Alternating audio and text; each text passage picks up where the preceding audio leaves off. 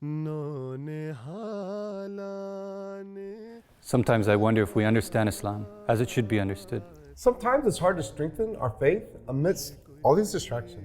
Sometimes we're confused about what we want and what our next steps should be. Sometimes you need to take a moment and reflect on what matters most.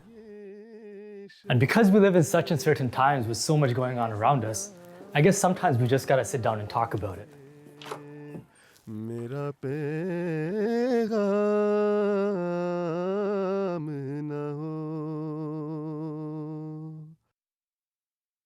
Bismillahirrahmanirrahim. So many people may not know, but there are a lot of various departments in which somebody can dedicate their life for Jamaat and serve the Jamaat by doing Waqf in those departments. I mean, sometimes people might think that Jamia is the only way, but they might not know that there are so many other Waqfeen in Jamaat and they're working in so many different departments. So I mean, there's 4 Waqfeen, we are 4 Waqfeen over here right now, and we've all dedicated our lives to Jamaat, and we're all working in different things. So I mean, Adam bhai, what are you working in? Well, currently Hazur accepted my Waqf on the condition that I train as a missionary, but definitely that's not what I was thinking I was going to do for my Waqf. I remember when I was first speaking with Amir Saab about Waqf-e-Zindagi, he was saying, you know, what is your education? What do you think you can do? And I remember just looking over at the window and seeing a little smudge, and I thought, you know, I can sweep the floor and clean the windows if you like. And when it was finally accepted on the condition that I train as a missionary, I was actually scared, but I knew that since this is the advice of the Khalifa that I was okay. So now I'm just currently upstairs training to be a missionary because I was too old to go to the Jamia, but I'm learning the exact same material and the exact same books. So you're pretty much studying Islamic literature. Yeah. And Alhamdulillah, and I really enjoy it too, actually. Basil, what are you? For me, I'm a Waqfeno, and I studied in media and film, and because I got guidance from Jamaat to, you know, become Waqf, and this is one of those fields I guess Jamaat needs, especially regarding MTA. And after presenting my desire to Hazur multiple times, beloved Hazur, accepted my Waqf, and I've been posted in MTA, Canada Studios. Granted, though, going off what he said that he was talking about sweeping the floors. This was mentioned to me as well. They said you could be sent to Africa, to give polio drops to kids, or go to a school over there and do something. And I had to keep that in mind when I was doing Waqf. So, but alhamdulillah, by the grace of Allah, I'm serving in MTA. Very interesting. Usman bhai, yourself? It's interesting you ask, because it reminds me of the time when I was filling that Waqf form, and there was a section about what can you do, and that's when I realized that I'm not choosing here. So I at that time I checked everything that was there, and basically wrote down over there that whatever Jamaat asks. And alhamdulillah, graciously Hazur accepted it, and I was posted in IT, and I've been serving here in IT for Jamaat Canada. There are various needs and various development projects as well. MashaAllah. So that is the essence of Waqf, how you've all stated that we were prepared to do anything, even if it was a menial, mundane task.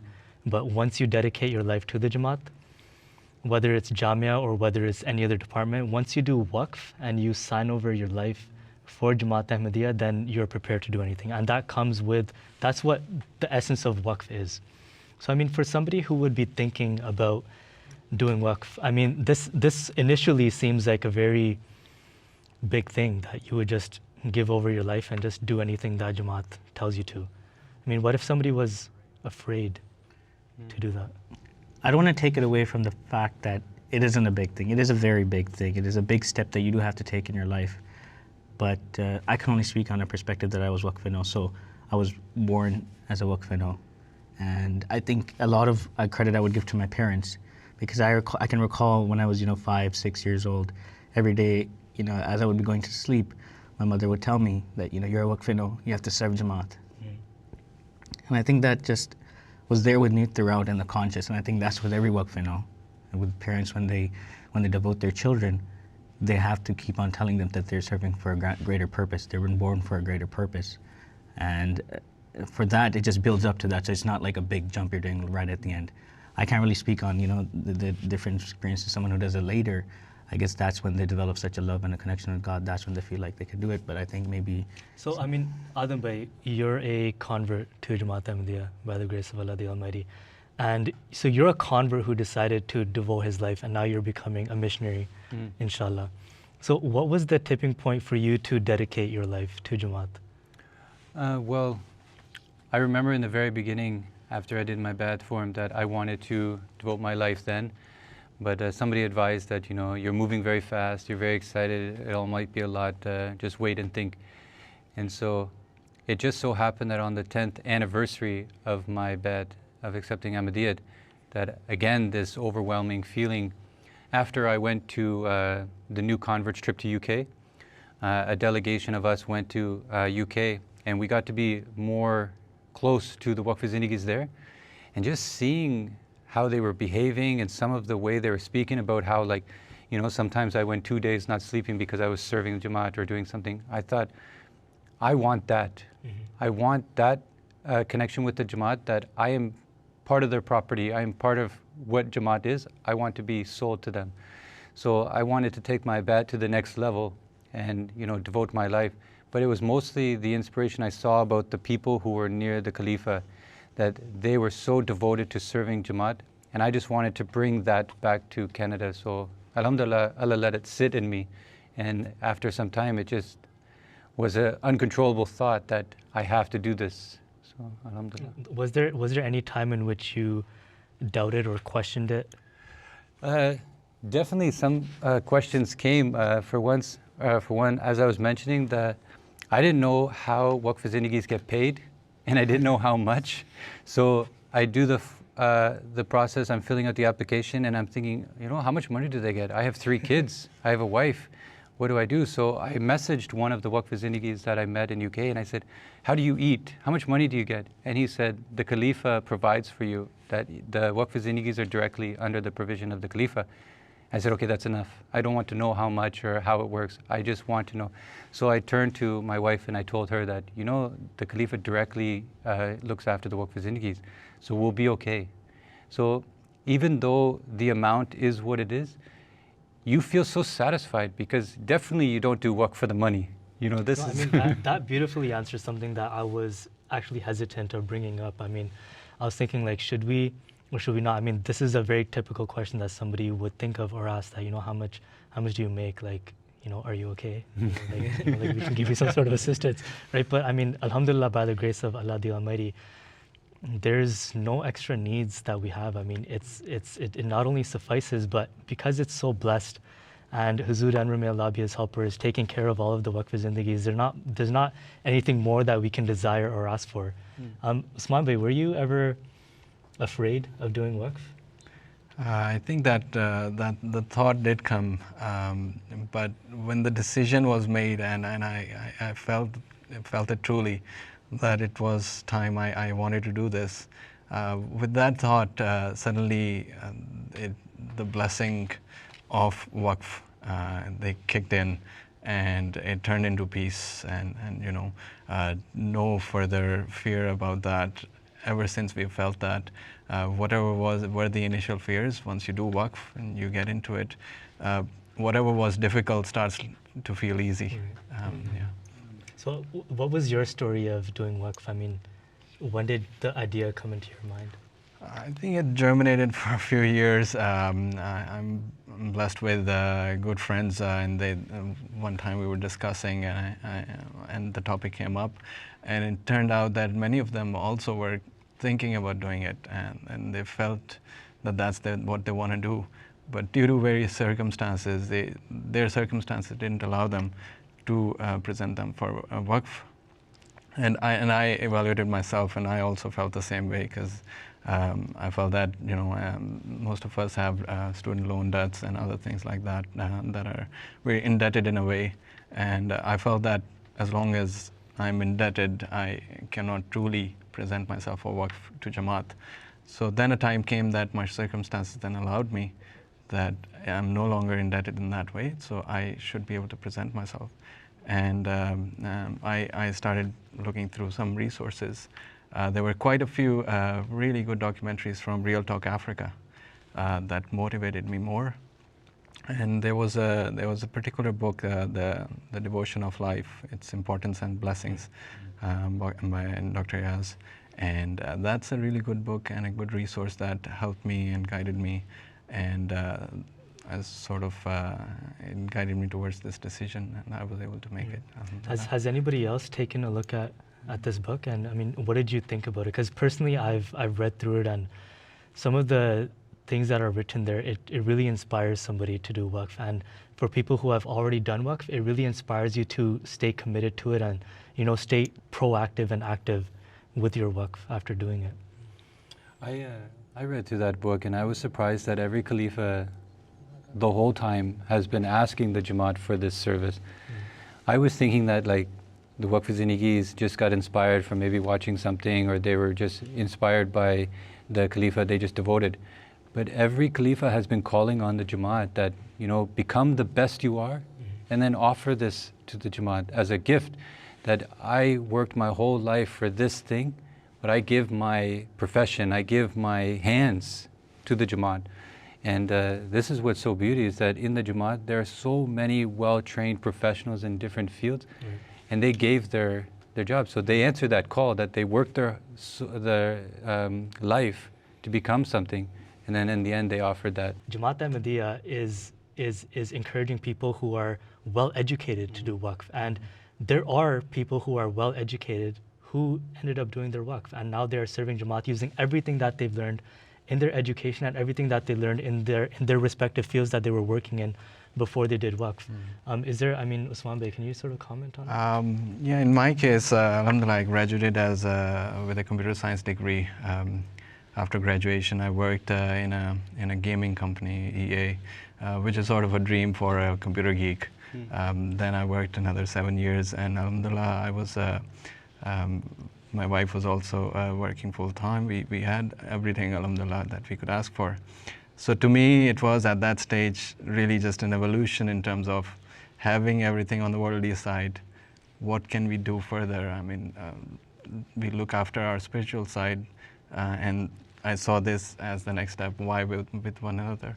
So in good works, and I took the step. Yeah. And I know Basil was working with some big companies before joining MTA. I know, like, maybe sometimes he doesn't want to mention the companies, but I'm going to ask him to just go ahead and do it. So it's similar to what I think Usman Bhai is, and you've mentioned that I constantly would tell myself that I want to be able to learn the best I can from the experiences I gain from the various companies. Alhamdulillah, I got to work in a lot of Fortune 100 companies, you know, Fortune 10 companies, Fortune 20 companies, and worked in various capacities. In fact, the last job before I did Waqf, you know, I was working for, you know, big automotive companies, Lexus, you know, General Electric, and so on and so forth. And I would tell myself the moment I got those jobs was that this is going to be a trial for me, even as a Waqf, because, you know, you're getting the big pay, you know. And the one thing I didn't let myself feel was that I'm going to stay here. I would tell myself this is just, you know, a passing by. You know, I have to go to Waqf eventually. So I would try to gain whatever the new techniques, the new skill sets, the new industry standards. I would like, this is what I want to bring to MTA. I don't want to come empty-handed or empty-handed to Waqf. In this case, an MTA, right? And I think that's what kept me going. And I would tell myself throughout that job that this is a trial for you. Don't fall prey. You know, don't fall to this. And alhamdulillah, by the grace of Allah. You know, I think a lot of youth may be going through that same trial that Basil went through, that they're studying and they're seeing the light at the end of the tunnel, thinking that, you know, look, I'm in med school, I can become a doctor, I can make a lot of money. And that might be sort of swaying them to one side, even though they may be Waqf-e or not Waqf-e, but even though we're trying to encourage everyone. So if somebody is in this type of situation where they're still on the fence, they have, on one hand, they can become really successful in their respective fields and make a lot of money, which would be good for them in certain ways as well. And then on the other hand, they can complete their degrees and become doctors and then continue their Waqf and work in, for example, Jamaat hospitals. So say if somebody was on the fence, what would you sort of say to convince them? I know Basil has experience of which he was able to overcome that trial. Some people may not be able to, right? So what would you sort of recommend? You know, all of these professions in the world, they're not there for money. They're there for the society. They're there for the community. You know, everything that we go to school for is to use that for other people. So as a Waqf-e-Zindagi, your only reward or the only outcome of what you trained and became a professional at is to give to the community. So it really shows that that was your objective. If you say, I don't want any recompense for that from people for the money. So what you do get is fulfilledness. Like you feel that the profession I chose, I attained its ultimateness in asking for nothing in return. Like it is strange that a doctor should get money, and we have a debate about why do they get less money than a football player or a basketball player, so that even people argue how much money should they get. In my opinion, they're priceless. You can't give a doctor any amount of money that it should be satisfactory. But the happiness that he brings people, he's satisfied or she's satisfied with that. So the satisfaction is going to come by being able to give that. And you know, if the system ever turns up on its head, you know, money is not going to be what we want to give each other. It's going to be a service. So anybody who's really thinking that, you know, should I do it? There's money or there's this. That happiness, that gratitude from serving people will never go away. But you don't know if money comes and goes or what happens to it. So at least choose a permanent thing, you know, and that's the gratefulness that people will have for you. I think there's one more thing in regards to this, adding on to what Adabhai said, is that throughout your life, I think you maintaining a connection with Khilafat is very important in this. That was personally that worked for me and a lot of other people, is that I would write letters to Khalifa Waqt, keep my progress to him, especially as a Waqf, and I would tell him that, you know, I've done this and this is what I'm pursuing right now, this is the job, you know, alhamdulillah, I'm getting, and get instructions from Khalifa Waqt and, you know, constant guidance. And I think when you have that connection of love, then I think there's an emotional attachment to Waqf as well, you know, where you do it out of, there's a utilitarian view of it as well, I guess, but at the same time there's a view of, if you stay connected to Khilafat, and any volunteer when you're serving, I think there's this gratification that you get. And imagine having that gratification for a lifelong, you know, period. That's, I think, what it is. For me, when I was a volunteer, I was like, if I could have this gratification of like, the brotherhood and the community aspect and the love and even the smallest blessings you would see or miracles you would see in your day-to-day life. And I was just like, how do I make this a permanent stamp? And I think that's what it is. That's like the big steal you're getting from this, not the monetary thing.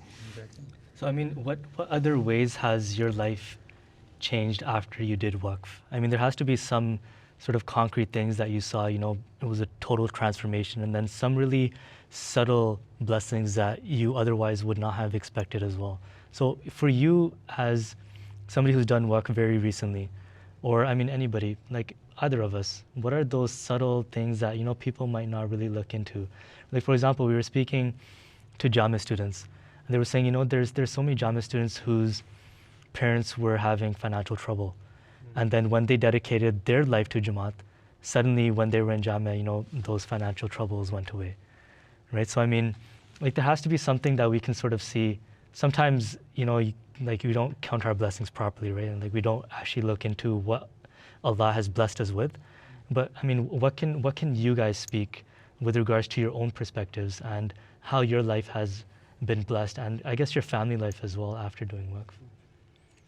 One thing I experienced, and that's perhaps you can reflect on that as well, is that your bond with Khilafat, the way you find Hudur as your spiritual father, that just goes to a whole new level after Waqf. Yeah. Oh, yeah, definitely. And I think just adding on to how you say, you know, your people's families get blessed. I can speak on that perspective. Like my father, he's worked his whole life, you know, just, you know, for his family, for his children. He's just worked his whole life. And just recently, I think I've been a Waqf over a year now, alhamdulillah. And I've noticed that, and just today actually, in fact, they're flying out for a vacation. And, you know, I would take that as a blessing as well. I know he was never able to, you know, benefit from that. And I'm the elder son. I would have thought that I would be able to provide that for him, but I didn't even need to do that.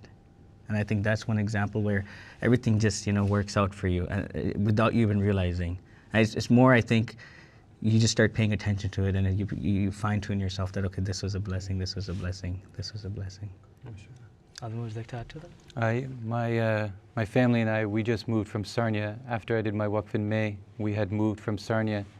We had been there for a couple of years, and there was only one other family in Sarnia that was Ahmadis. So if we didn't visit them, months could go by that we never saw other Ahmadis around us. there's no Jamaat events that we could attend or anything. And I remember talking to my wife that there's so much going on now. We live in Ahmadiyya Abode of Peace, and there's so many activities there for the children. There's so many things going on. And I said, we went from there being no Jamaat to living in a Jamaat-owned building, and me being surrounded by Ahmadis every day, 12 hours a day. I said that this is the trade-off, is that by doing the Waqf, our whole family got submersed into Jamaat, because we had many times talked about it that, you know, our children don't get to mingle with other Ahmadis. They don't get that inspiration. They don't get to see other older uncles or aunties. They don't get to mingle with the Jamaat. And so by doing the Waqf, all of a sudden, like a magnet, we got attracted to here, and we've just been enjoying it so much. We were missing out, and now we don't miss out. We take full advantage of all these. My children are in all the events. My wife is so heavily involved. We just want to soak up everything like a sponge because we had been dry for so long. Right. I mean, there are a lot of parents of Waqfin as well. And I mean, Waqf-e is a very, you know, blessed scheme in which people are born, and from a very young age, they're told that, you know, your life has been dedicated to Jamaat Ahmadiyya. Usman Bey, if you can comment on this. I know we were speaking about this earlier, and you know, you were a little bit hesitant to share this, but personally, I think it would be very inspiring to people with regards to being a parent of a Waqf and having done Waqf yourself. What's the relation between these two? Yeah, that's the tipping point that you asked regarding my Waqf. I suppose that came, I had been thinking about Waqf for some time, and because our elder daughter, when she was born, we applied for a Waqf for her, and alhamdulillah, we were accepted. And my son, when he was, when we applied for Waqf and for him to be included in the Waqf scheme, at that time I thought that we were dedicating the life of our son, who when he grows up, he could ask me that what was it that, if it's so good, if it's as everyone says that Waqf is good, and that's why we've dedicated you, why didn't I choose it for myself if it was that good? And that question sort of just stuck with me, and that was my tipping point in deciding that I have to be a role model for my son, to show him that really we believe in it, and therefore we did Waqf. I think that's so powerful, because there are so many parents who dedicate the lives of their children, but how many times do they think themselves that, you know, if we're dedicating the life of somebody else, why don't we look at ourselves as well? I mean, this should be something that all of us ponder over as well, right? So I think that was very powerful, at least for me to hear. Definitely, parents need to have the same mentality as Usman by that. That story, when I first heard it, was so inspiring, because it's so easy to give up another person's life instead of your own. Right. And for someone to think about the question that, what if they ever ask me about this? Or even if they don't ask me why you devoted your life, but why are you not active in Jamaat? You know, the expectation of Waqf children is that they're active and they participate in everything. But the parents, they should be that object in which the children are just reflecting what they see at home. You're not creating something new that, you know, my child, I want to devote because I don't want to, but your child should be so devoted because their family is so devoted. And out of a healthy tree, you know, bears healthy fruit. So if the family is so well connected to Khilafat and so close to Jamaat, what do we imagine the Waqf children would be like? MashaAllah. So, Basil, I mean, do you have any closing comments or anything to add to that? I think the only thing I will say from a Waqf perspective is that I would tell my parents that as I was getting older, it's natural that they would start forgetting, you know, that they've put me in Waqf. At times when they see that, you know, I'm excelling in life and in career, and I would remind them. I would tell them, don't get used to this. You know, my spiritual father's as well, and you've given me away. So now it's your responsibility to push me to complete my Waqf. You did it at birth, but this is your job now to help me out. And I think that's what, it was always a back and forth in that, to always keep on reminding them, and then they would encourage me back. So then it was always, the tension was strong to the Waqf, I think. And I think that was very important and crucial. That's amazing. I mean, I hope that parents who do dedicate the lives of their children can do that as well, is to continuously, remind and push their children to continue on with their waqf. And I mean, I was reading at one place that, for example, we know that Hazrat Masih Maud Islam in his time wrote that the victory of Islam Ahmadiyyat would come about within 300 or so odd years of his time. Hazrat Muslim Raziallahu Ta'ala anhu comments on this, and he says that if we want this to happen, we would need 15 generations of waqfin, one after another. This, I mean, it's so powerful. Like, it tells us what we need to do, and it sort of puts everything into perspective, that how much work needs to be done in order to bring that about. And I mean, with the blessings of Khilafat Ahmadiyya, there have been generations upon generations upon generations of waqfin who have dedicated their lives for the religion of Islam. And that's why we see so many victories of Ahmadiyya taking place in all various different parts of the world. So I mean, waqf is a very powerful thing that everybody needs to ponder over. And I mean, people who are studying, people who are working, sometimes, work becomes mundane. Somebody's dream job, after a year or two working in it, it becomes mundane. So they really need to think, I mean, can their services be more beneficial elsewhere? And they can easily do waqf. And I mean, the process for waqf would be, reach out to your local sadr, reach out to markaz, and start thinking about how long it would take and what the process would be. I mean, the process will fluctuate from, person to person, but this is what people need to start thinking about and start getting really serious about waqf and what the essence of waqf is. And then, inshallah, we will see that those victories that are promised to the believers and to Jamaat Ahmadiyya, they will come about as promised by Allah the Almighty, inshallah. So we had a great discussion today. Jazakallah for bringing so many different viewpoints. Everybody had a different background, very beautiful and powerful stories that were told that really affected me as a Waqf-e-Zindagi as well. And I hope that they will impact our youth and our viewers. So Jazakallah for your time. Assalamu alaikum wa rahmatullahi wa barakatuh.